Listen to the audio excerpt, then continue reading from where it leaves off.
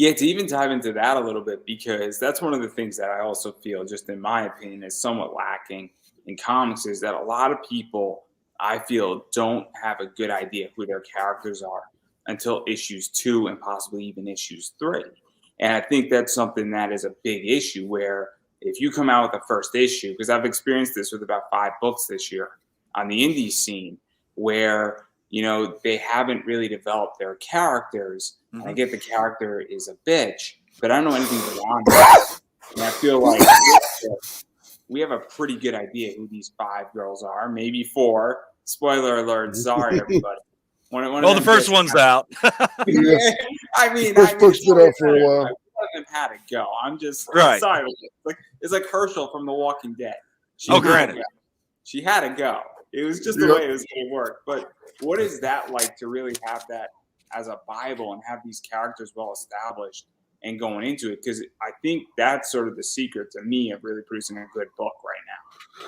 Well, that's one of the things that me and Johnny do when we're making up the characters is we create character sheets, like D&D character sheets for these characters. And that way we kind of know, okay, this girl's faster than the other girls, and this girl's stronger than the other girls, this girl's smarter than the other girls. This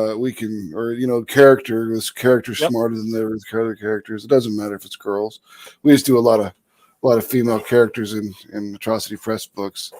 But even in Human Hunters, we did that a lot. We created all the male characters. I mean, and it's actually in D&D sheet. Blue eyes, blonde hair, what kind of scars do they have? What's their background?